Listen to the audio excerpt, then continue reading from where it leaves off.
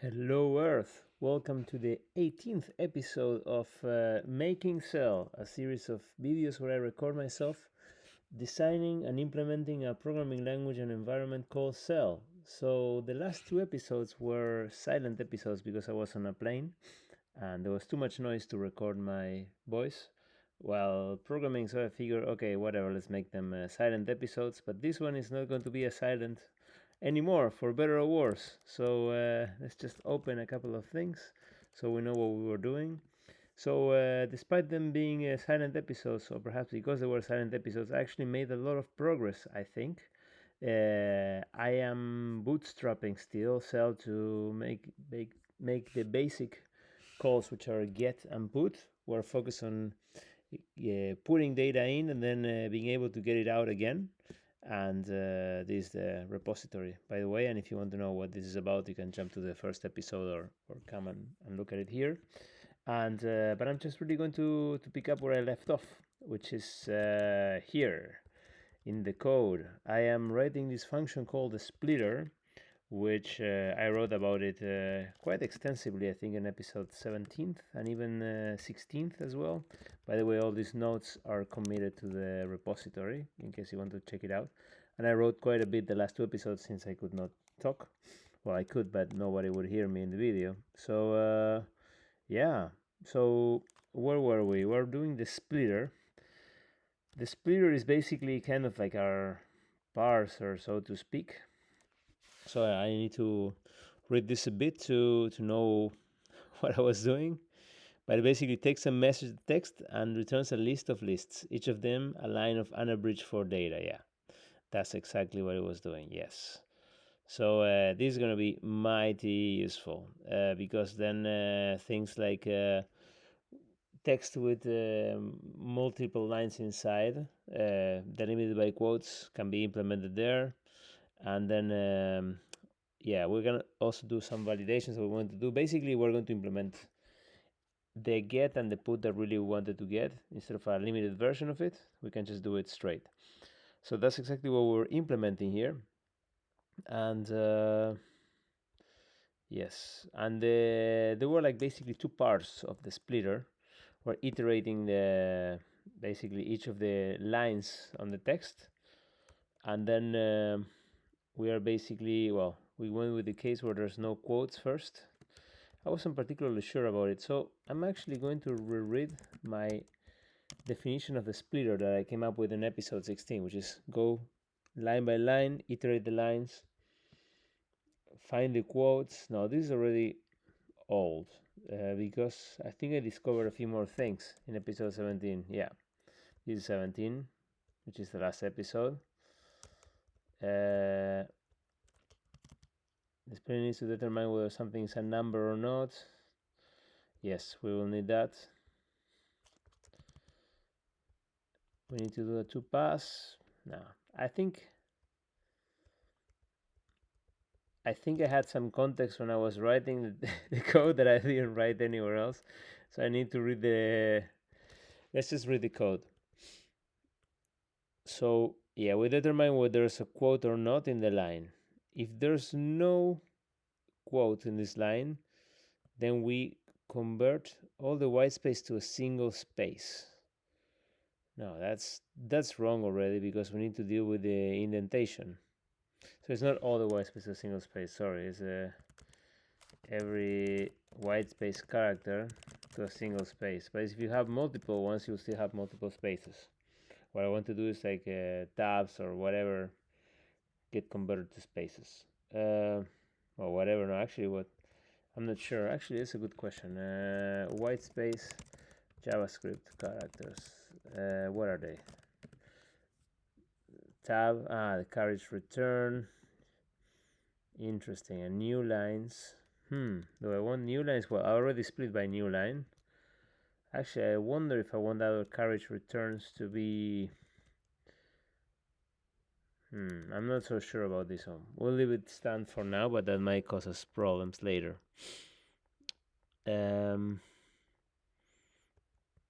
Yes, we need to take into account the indentations in the previous line. So, yes, because we have to see if we have something like I'll just write it here so you can see it. By the way, am I recording? Yes, I'm recording still.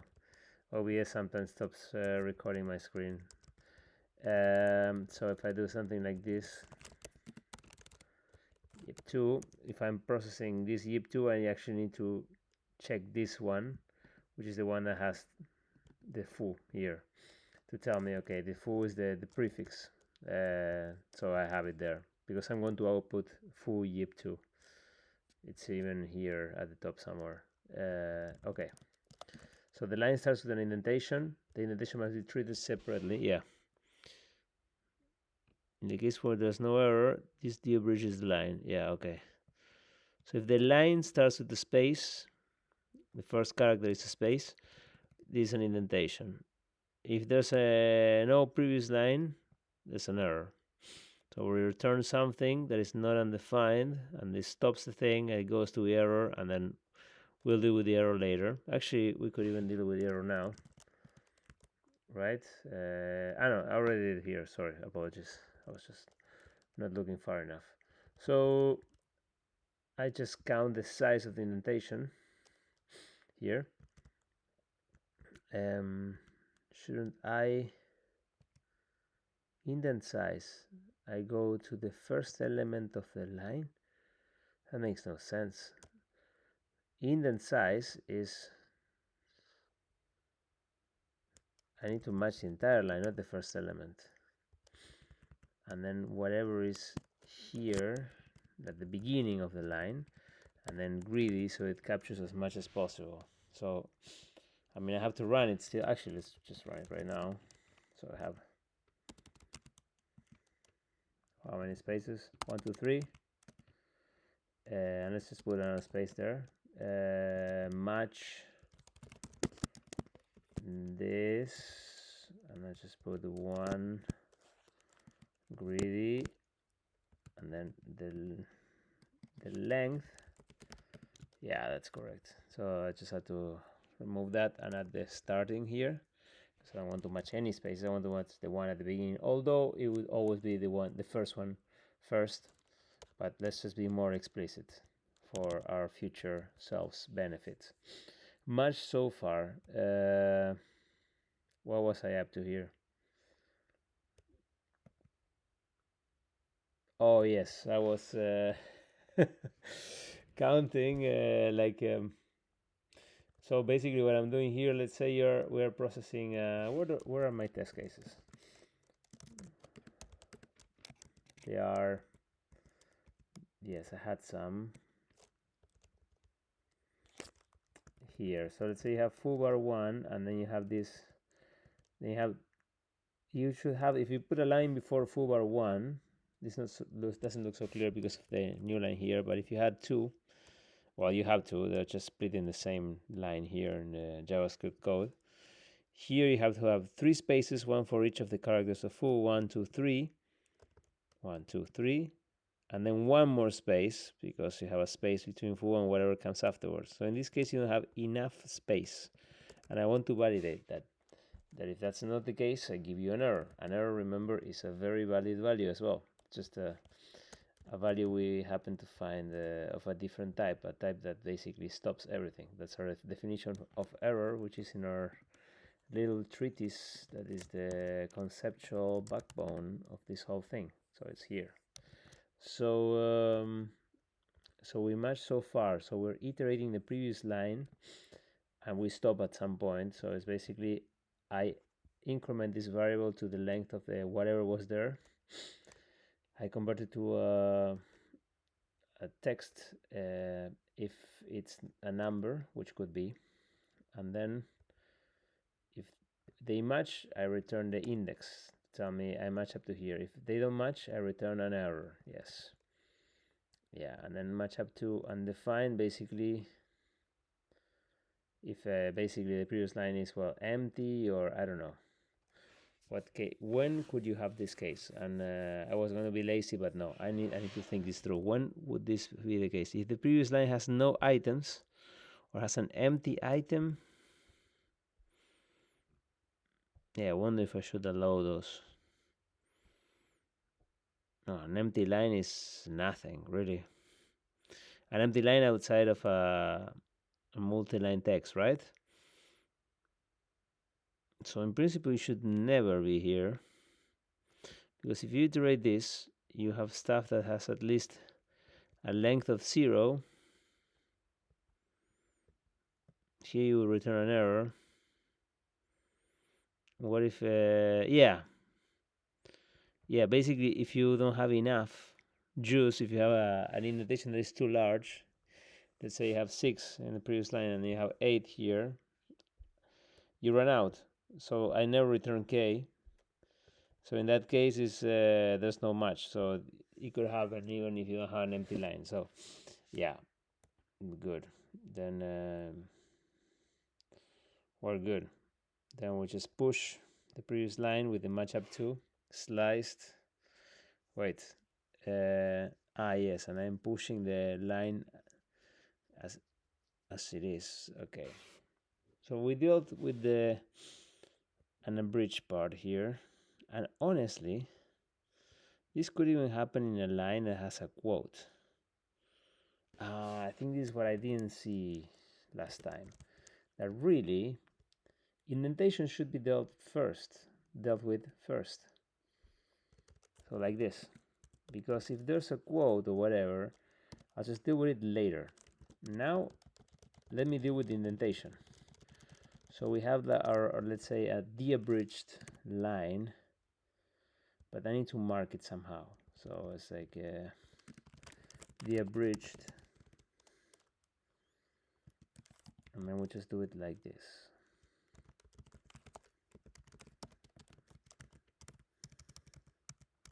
And that's all she wrote. Good, that's the case of indentation. And now we can deal with, that's very nice. I like when things decompose in this way. It's a good sign. It's a good sign. So now for the quotes, or no, the not quotes, I don't know. Let's, what happens if, like I dealt with indentation now. Okay, good. So whatever I have now, I would basically need to push onto the abridge. So let's go with the case without the quotes for now. It's just no quotes for now, and for now it's the next 10 minutes. So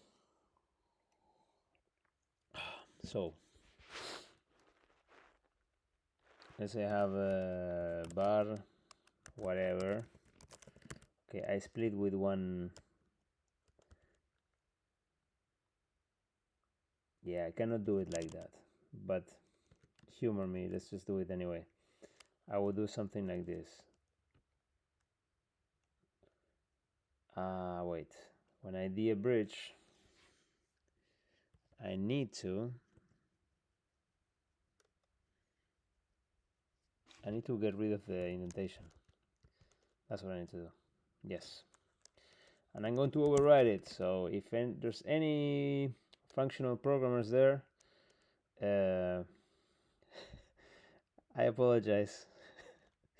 So we're going to modify our variable. We're going to do what computers are meant to do, which is override some data with some other data. And of course I will get punished very quickly by doing this. But anyway, the line is gonna be line. Oh my god, line is a line is a line. I'm like Gertrude Stein here. So I need to slice it. My god, am I that tired? Much so far. Yeah, that has to be it. So I need to remove, let's say, 3 characters. Wait, I did this wrong because it's +1.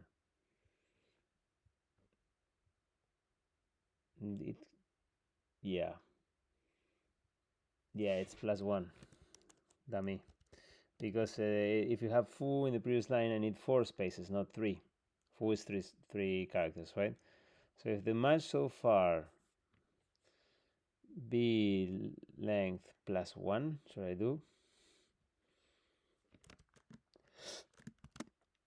Yeah, because I'm always adding an extra space. Yeah, And in that case, yes, otherwise, yeah, this is the way to do it. Okay, now I have it. So the match so far now will include this +1. Is this that tricky, or am I just really making it complicated? Let's find out. So match so far, actually I want from starting at there. So let's say I need to remove 4 characters. I will just do 5, no, 4. 4, exactly. So yeah, line slice. So if I have 4, yeah, so slice 4, boom, yeah. Matched so far. Instead of matched so far, it's matched space is something a bit more reasonable. Good, good. Now the indentation is chopped off and dealt with, and we unabridged it. So now, let's say we had no spaces. We only have to do 2 things. I always say the same thing. We have to do 2 things, and I haven't even really thought of them. But we need to split. If there's no quotes, right? We need to split. Again, modifying the variable bad dog. We will have to do check that there are no empty parts, which would happen if there are double spaces, like no double spaces, right? We don't want double spaces. It's just badly formatted. And if you're doing single line, perhaps it's tolerable, but if it's multi-line, it breaks everything. So why would you do that? I'm gonna be strict at the beginning, at least. Still recording. Yes. Good. I don't want to bore you any more than I have to with a static screen. So yeah, I think we can just do it like this. Now that we dealt with indentation, if there were to be no quotes, and I will have to rewrite this entire logic. If if line match 2 double spaces, 2 or more, anywhere, return error. The line contains 2 consecutive spaces, 2 or more.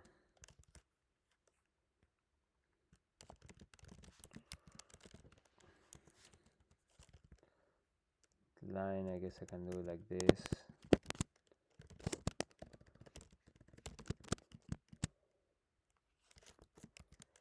Separate elements. I remember I edited a book a very long time ago, the only book I edited in my life, and we had this obsession with eliminating double spaces in text. There were a ton, and they didn't look good typographically. So this is what remains of that. Good. So no double spaces, so we have to do any more validations. There I split it, good, and then what do?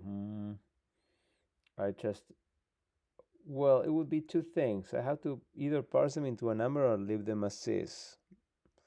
So let's just do that.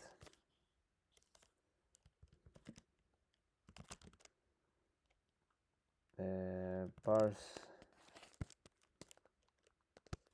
what do I call it? To number, if number. Sure. So I'm gonna do it like, because everything comes as text, right? The original thing is text. So I could do this. V match. It's gonna be a regex. Always a regex. When you don't know enough to write the parser, you write regular expressions. So it's to be a number, it can start with any number of digits optionally. we're going to do basically the part before the dot, right? So we could start have one or more digits.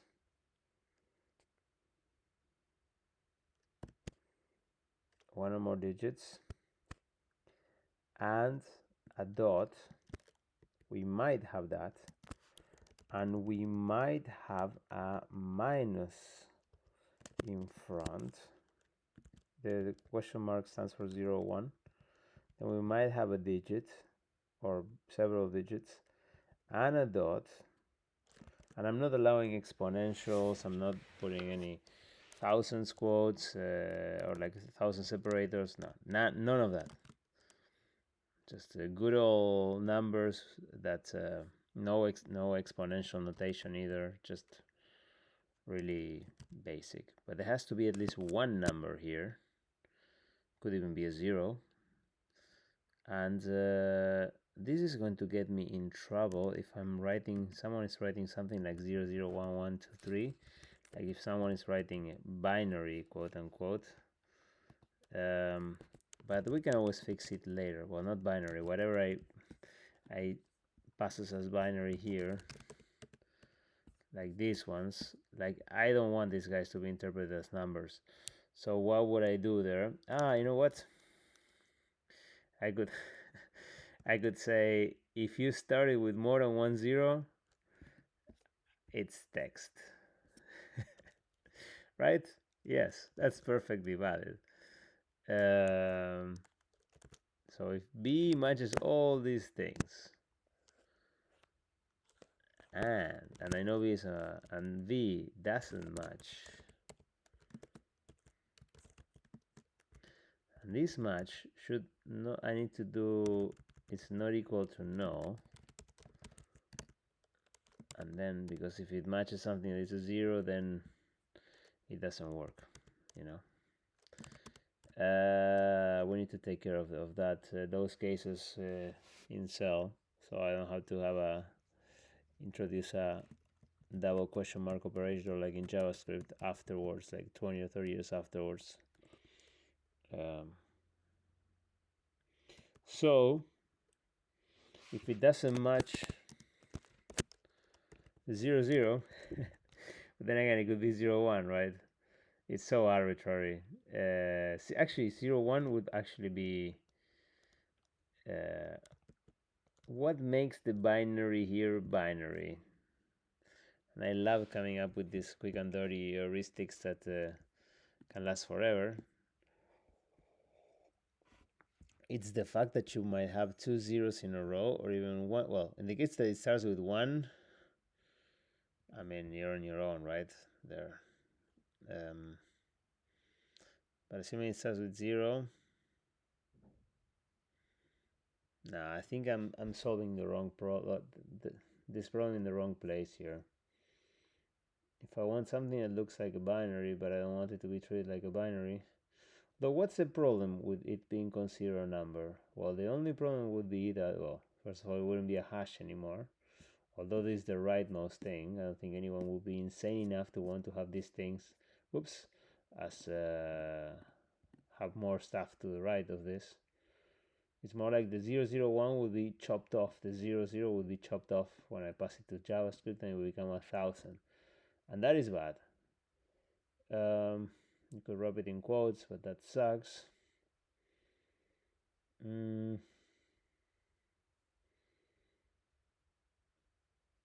I have to come up with something else. Like putting a B in front or whatever. So you make it obviously a text, like binary text. So it would be something like B11110010, and then if it has a B by convention, I know, okay, this is the B just tells me this is a byte, something like that. Because I envision doing bit manipulation in cell. Not that it's going to be fast, but it could be fun to do it. Not just for me to implement it, but for someone to use it, actually. That's my sincere hope that this whole thing actually goes somewhere and it's going to be useful. So let's push on. So let's just go with this and forget about the zeros for the time being. Yes. If this is not null,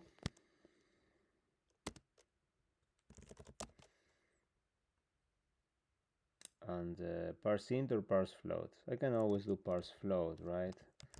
I wish I knew about numbers in JavaScript. I would like actually not to implement any floating point in cell, so numbers would behave like I expect them to behave, and just throw hardware at the problem.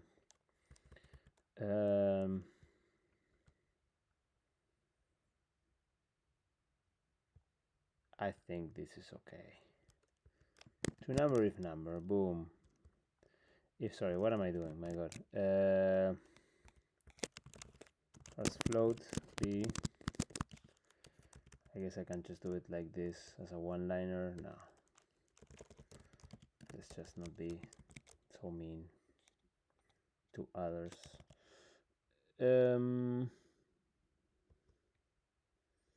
I just was actually thinking that if you don't consider yourself to be like your future self, like you forget everything, you have to remember it. It's almost like a good proof that the self is completely illusory. If you come back to your own code and it's almost like you explain it or reading it from someone else. Never mind. So you split the line, and now we just basically go element by element, and basically you do, could it be as simple as this? You could do something like the abridged line is the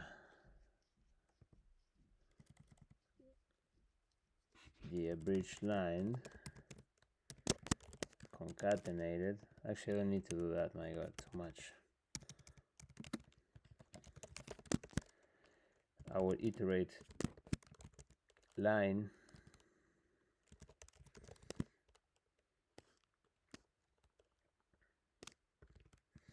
by the way. I need to cover the case where line has a length of 0.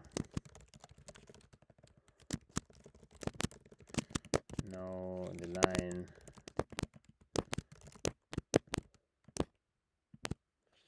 has no data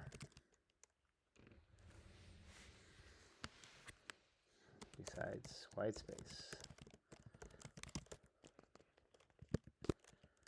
How is the quote thing gonna fit here? We'll see. So I iterate the elements of line, and you know what? I just passed them to number if number. What was the name of the line? To number if number, yes. Because that's it. That's what I know. That's my lambda, which is not a lambda because I defined it elsewhere and it has a name.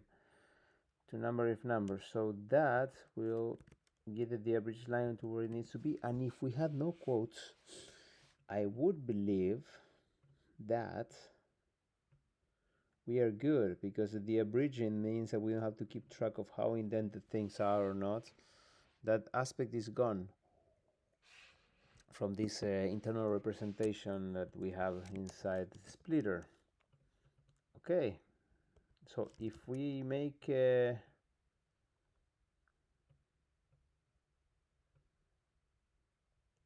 what was I doing here? Why do I still have all of this?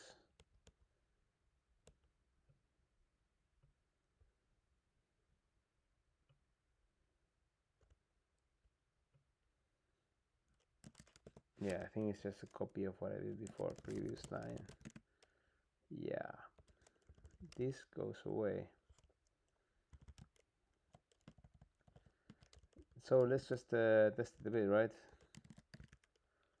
So close. Let's just add the. This should work. I fully expect it to work. Okay, what did I break? Yes, no syntax. 289. What did I do wrong here? Oh yeah.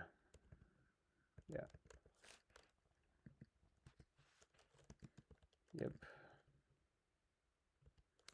Now, okay, the abridged line is not defined. Yeah, because I just called the abridged. Maybe No, let's just call it the average. And then I have to return something, right?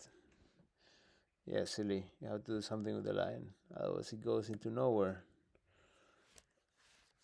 It should be pushed to lines, right?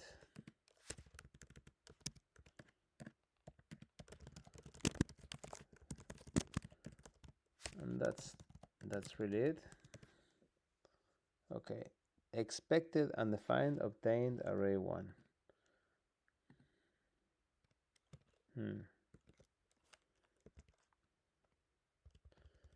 So if I give you an empty line, okay, why first of all expected? Yeah, because it's not expected, silly. It's because you insist on using a different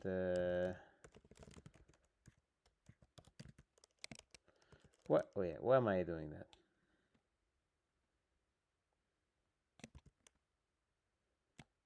Because it's test splitter, otherwise it's test.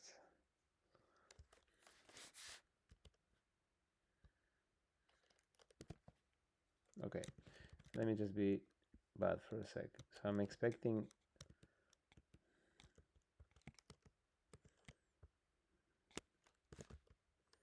Yes, if I send empty text, I expect nothing. If I actually send one space, I should get an error, really. But let's work on the first one, right?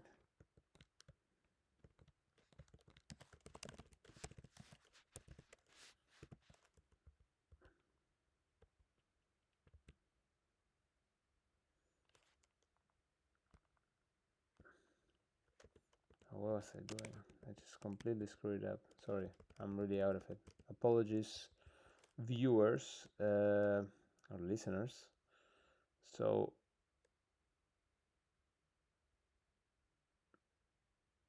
it's the result. My God, what I was just not doing things right here. If the result is not equal to that, then I was expecting, and then I obtained that.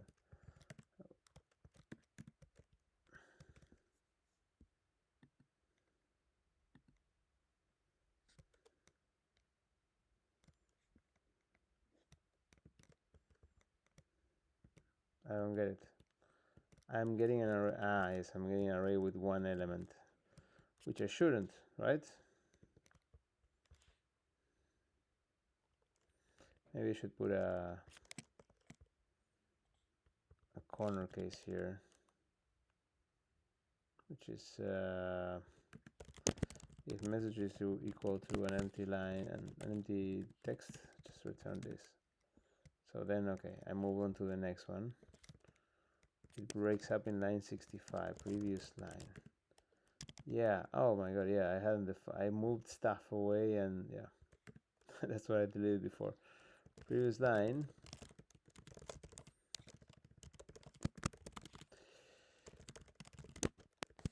Yep, there, I fixed it.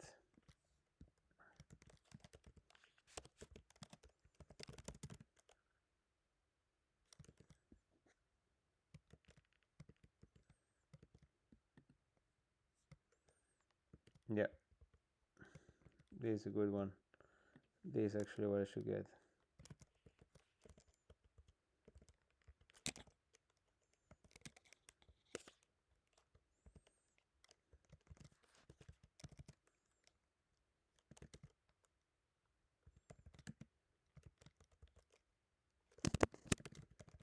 Okay, same here, right?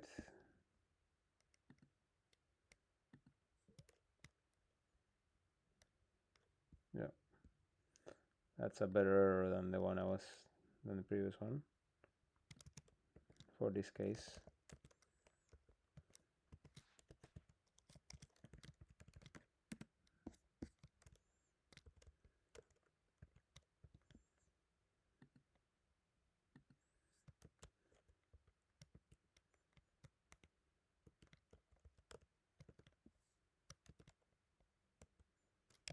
Okay, why is it not working?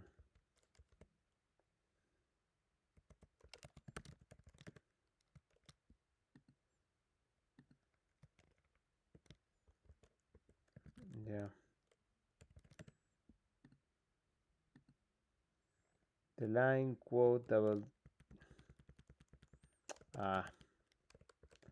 This is something about the JavaScript. Yeah, now it will work. No.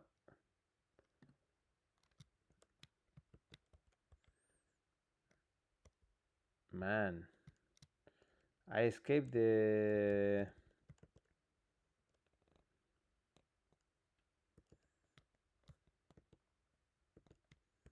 What's your problem? Let's see if.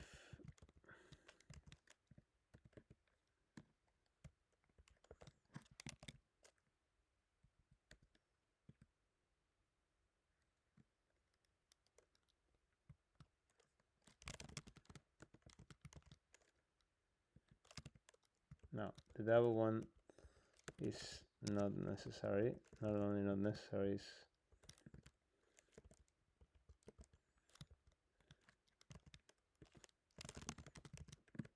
okay. A is that, and then if that's A, then why the hell is not working? I mean this. What is the expected? Am I really screwing up the logic in the code?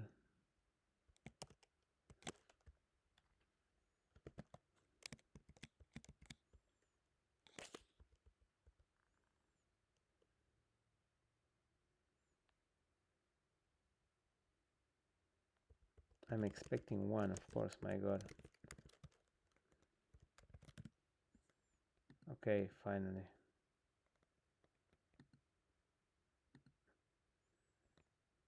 The expected error is all of that. Actually, the obtained looks much cleaner.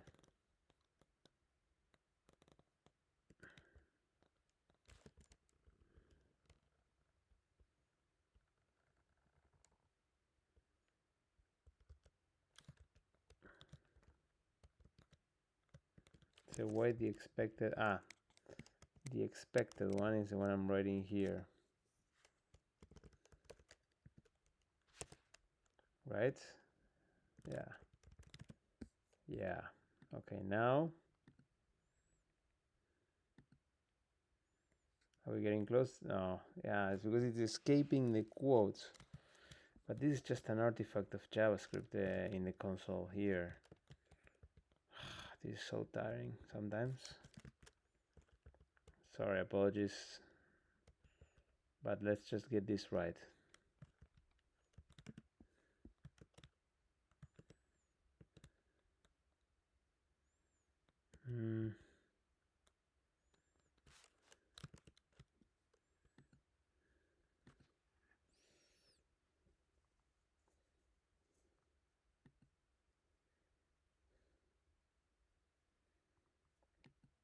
Notice this artifact. When I don't expand it, yeah, because it's using single quotes, exactly. Then let's just compare it here.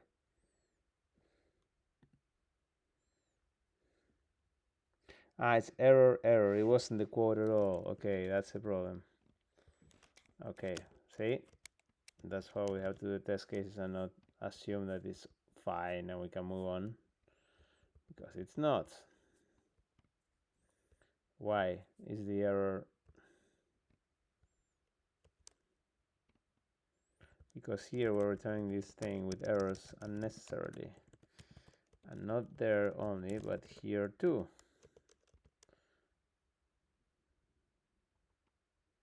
Wait, that I need to distinguish K from like an index from an error. Okay. There I don't need the errors, yes. So there was a purpose to it, I just put it in the wrong place. Yeah. Okay, yeah, that will work. And here, do I need... no, I don't need to wrap it in error at all. It's only for signaling inside that recursive function with the validation. Okay, we got further. Did we? The key A has no value. Oh, beautiful. Okay, I expected that, and I obtained A. Yeah, because I never did that check. Okay, that's a good one. I forgot about that one, but we need that. Like just A. Am I discriminating against a single data types here by not allowing them to be just by themselves? Am I expecting every line to bring me somewhere?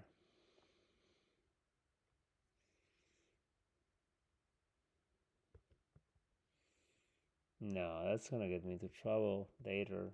In this case, I mean, if you send A, I mean it's A. If you send 2, it's 2. Then we can have the composability if we need to. And no stupid rule forcing me to put a hash there where I don't need one. No. Yeah, this is too heavy-handed. No, I disagree with my previous judgment. It's something like when you have multiple lines, then it's a hash. And then, yeah, like something like A and B, that one line is fine. Sorry. New line. And they have C. And it's like, what's C? C has to point somewhere. And then I will do it like this. No value. Sorry. That's below.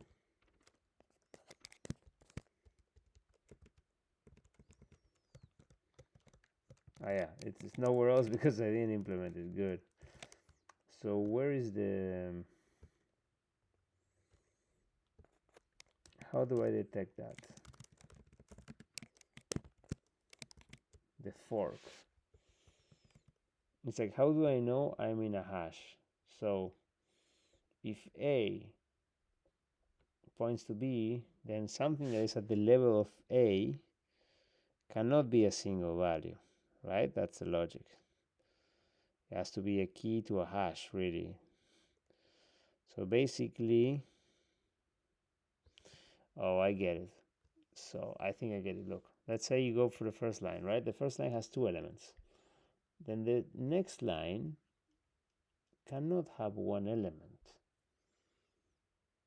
Why not? It could have one. Let's say I have full, let's go into the other examples, right? Have this 4, I'm getting tired. 4, here's 4, here's 3. Why can I go down here and not in the other case? What's my logic? Why can I go to 3 and not violate anything? Because here what I'm doing is I'm not counting from the right, I'm almost like counting from the left. So I'm looking at the previous line and I'm looking, okay, what am I connected to here? I'm connected to, here I'm connected to 1. Soda is the second element. So if I look at the, so you look at the first element of the line, and then, because the first element of the line could be indented. But no, we already dealt with indentations. We're looking at unabridged stuff. So what's the logic if it's unabridged?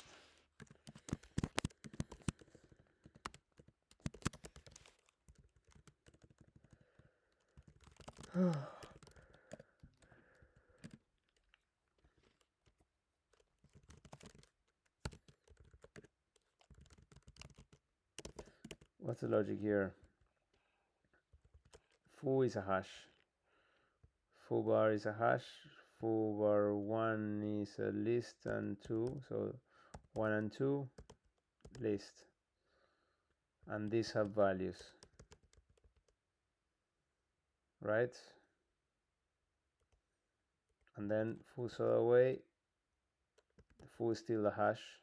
So basically, if something is a hash, whatever comes below it. So there's really 2 rules. You have the not mixing lists and hashes. That's one. So let's just write it down.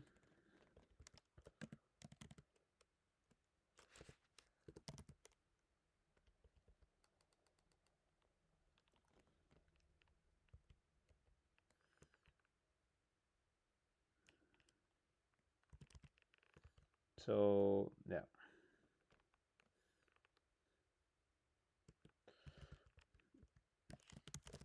That no mixing of lists and hashes. We also need to check that the numbers in lists should be consecutive integers, right? That's important. I guess we could do this like a second pass, right? Like the consistency pass. Then we design it like that, like a validator afterwards. Let's go back to episode 16.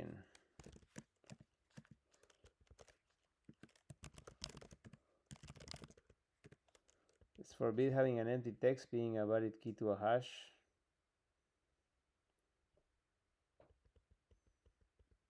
Yeah.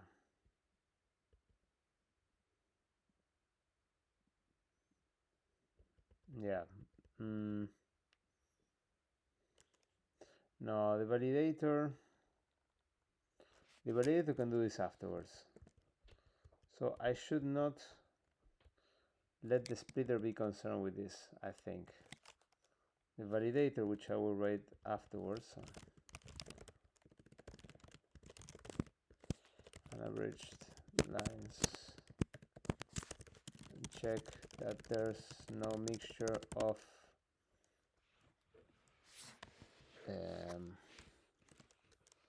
hashes and lists. Check that lists use only numbers, consecutive integers starting at 1,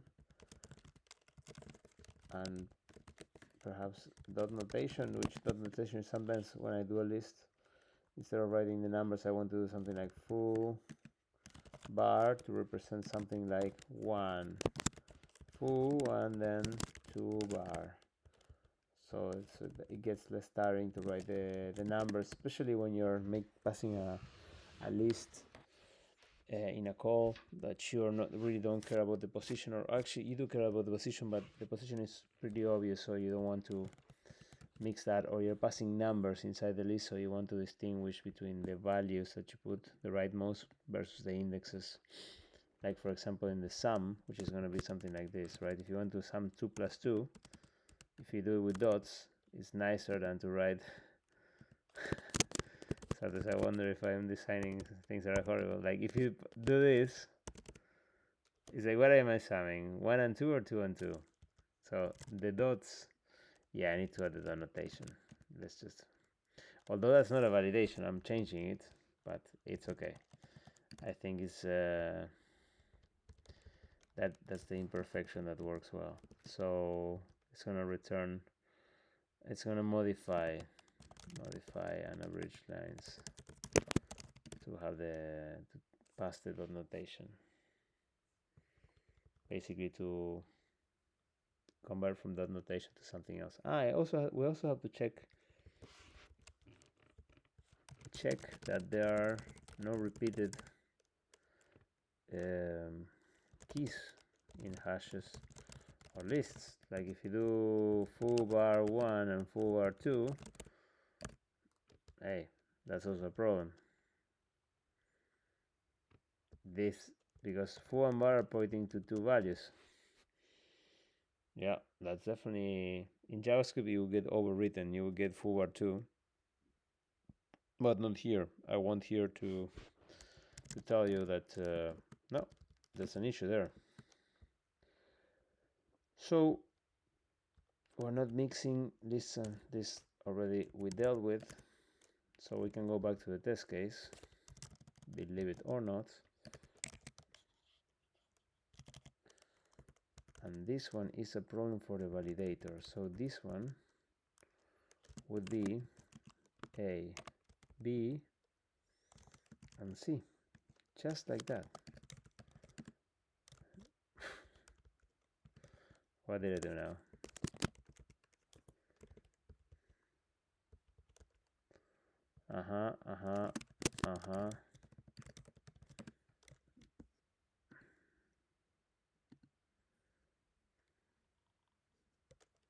Oh, of course.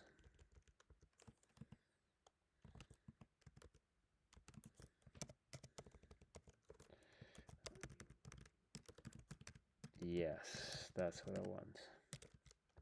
Oh, come on, really? Oh man, come on. I think I need to change this.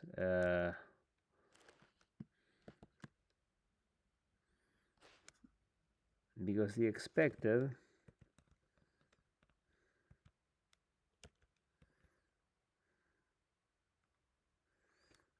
and the obtain is an array, which is delimited here.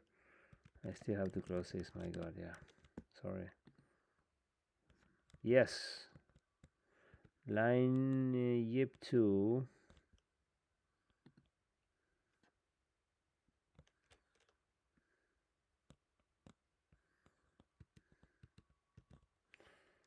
That's not much.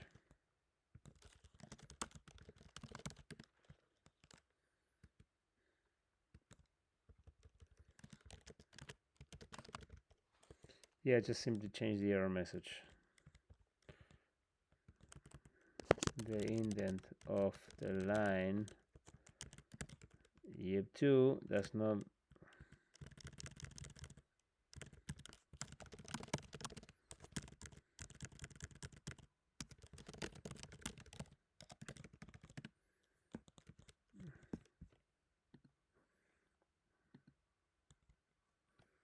the indent of the line does not match that of the previous line. Where spot the difference, right?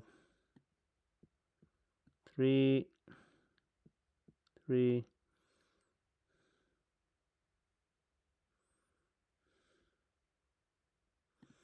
then it's the same.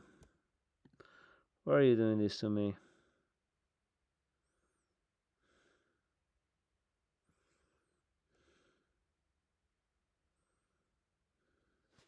Apologies if this is obvious to you. If this was a show for toddlers, toddlers would be screaming at the screen, "Hey, the little dog is behind the door, behind the door." So, what is this?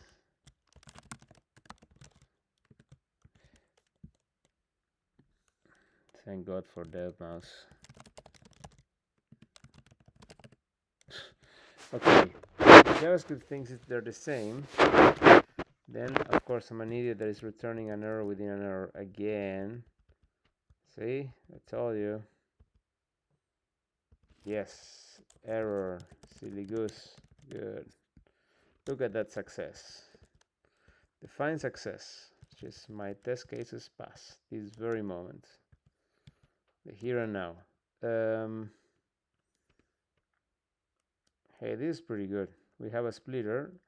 We need to test a few more things, right? Yeah, like look at all this. Look at all this works, and we're barely scratching the surface of this, right? Well, not so much. We already have the indent there. And then now we need some number action. Wait. No, we have some number action here. Look at the numbers being parsed.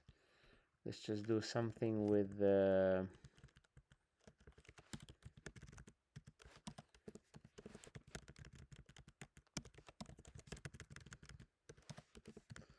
and let's just do something like foo1 hey, and then 2 yo, and it would be foo1 hey. I'm ready to give up JavaScript. I'm ready to stop writing object literals like this. I'm really ready. It worked. I will have to test the test like that. Okay. So another artist kicked in, Mitch Murder. It's a good omen. Still recording? Yes. Nice. Good. Anything else would I like to test? No, this is good. That's not much out of the previous line. I had a test for that. That's not much out of the previous line. That would be the case where there's something that has way more indentation than the other one. Which, let's just do it. It's like bam, like that. Boom, like that. See? It pays. Oh yeah, of course. I can add 1,000 spaces, but is it 20? 23 spaces. All the empty spaces. Boom, like that. Oh, come on, don't make me count the spaces. Yes, okay, one less. And no. I'm just gonna be lazy. It worked. Okay, I'm pretty sure it's okay then. Right?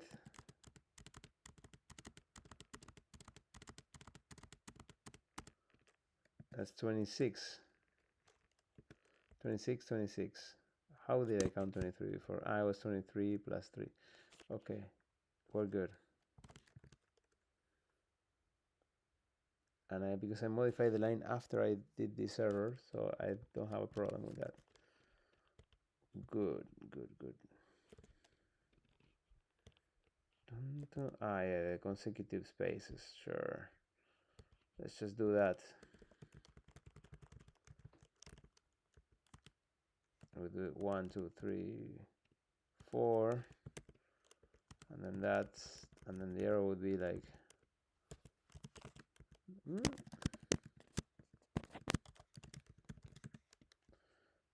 I expect that, and I obtain this beautiful error, which is the correct error that I was too lazy to copy from the code, so I just had to spend an insane amount of CPU cycles there. Okay, and now we're successful again. Look at that, we cannot stop winning tonight. So good, good, good. Okay, the splitter seems to be working except for the quotes. And I had all this logic for quotes figured out in my head in the plane, and maybe it was just the air pressure affecting my brain. But now let's just actually think about it a bit more, because the splitter definitely needs to take into account the quotes. So there's going to be a mode where I'm inside a quote, I'm outside a quote here. So the way I figure it, this case where I'm splitting by space, it should really be like split until the next token. The token is basically an element. Yeah, I call them elements. So like find the next element. Now, if that element has quotes, we're in for a ride, because it's like, and I'm actually also thinking something else for the validator, which is like forbid. No, we need an empty text, so definitely don't forbid it. No, but we need to represent it as like this. And then what about stuff like a half quote? Yeah, the quote has a special. Let's say, what about quoting things that don't have to be quoted? I would just give an error. Yeah. No extra quotes. I wonder if the pitchforks will rise if I do strict stuff like that. Well, if there's pitchforks, it means there's a crowd. If there's a crowd, it means someone is using it. So I already feel like I won at that point. Let's get there first, and then we'll see. So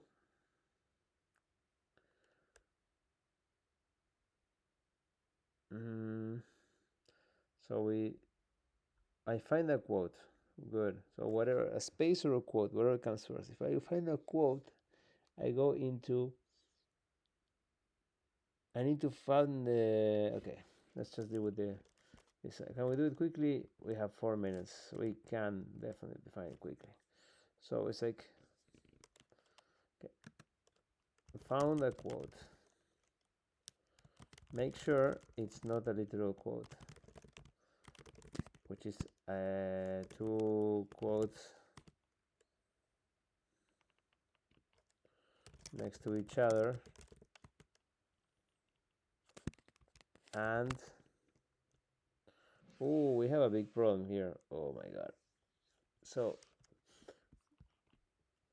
the only way to represent empty text is two quotes, right, next to each other. But that's also the way I represent a literal quote. So how am I going to distinguish between a literal quote and an empty space? There's just no way. I'm sure I can find a corner case where I can... Oh, that's bad.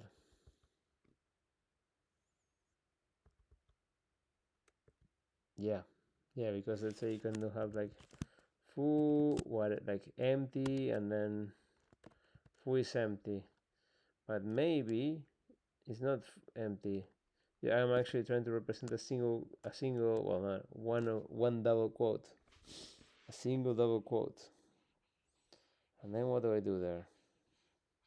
You say no, you just want to.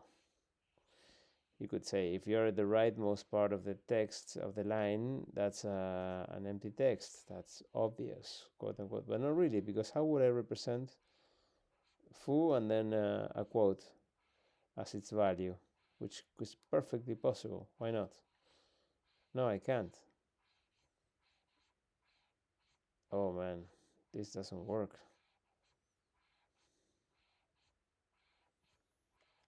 What about 3? Let's say I want to represent this is a double quote.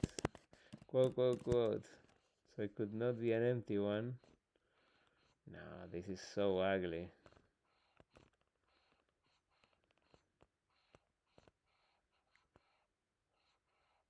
But wait a minute, because if I am writing a literal quote, yeah, that's a good question. To write a quote, I already have to be inside a quote. If I am not inside a quote yet, yeah, but then you could be inside a quote, and then this would be a new line. So that doesn't work. So I do not want to add a null. I do not want to add a null for the empty text, like a special value. I am dead set against it. And a single quote for an empty text is going to cause so much confusion. If this is successful, it will cause thousands of human hours of confusion, and that's a heavy karma. So no, it has to be like this. The empty text has to be like that. So then the double quote, the literal one, this,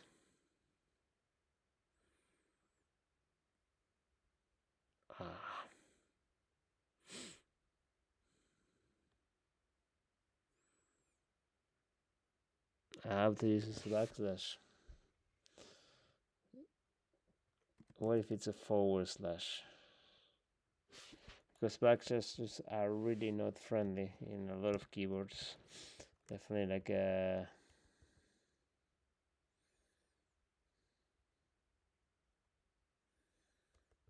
Or I could use another symbol. No, not that one.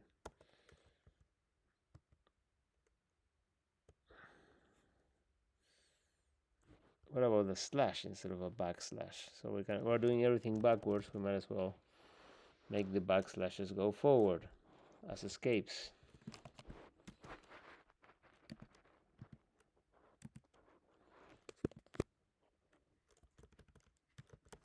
hello, like that. And okay, and what happens if you want to literally write a slash and then a quote? Well, you would just do that, right? Yeah, no problem. Yeah, like that.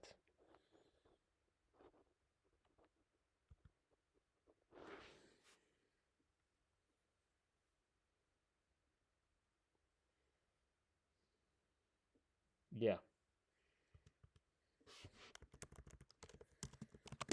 it's defined right now. It's gonna be slash and quote, which is cool because then if it's a forward slash and a quote, I can easily match that. I could even just replace it without context. You could do something like that. No, I cannot because I need to look at no, I have to do it more properly. But okay, this is encouraging. We find how to do this in the case of well, you know what we did. I forgot, but it's in the video. No, yeah, with that we're going to use forward slashes instead of backslashes for escaping the quote because we want the empty text to be quote quote, and definitely not don't go into the single quotes at all. Like they're having two sets of quotes like in JavaScript. No, definitely not. I mean, single quote will just be a literal character in cell that you can use for anything you want, and that's it. All right. Thank you for watching. See you next time.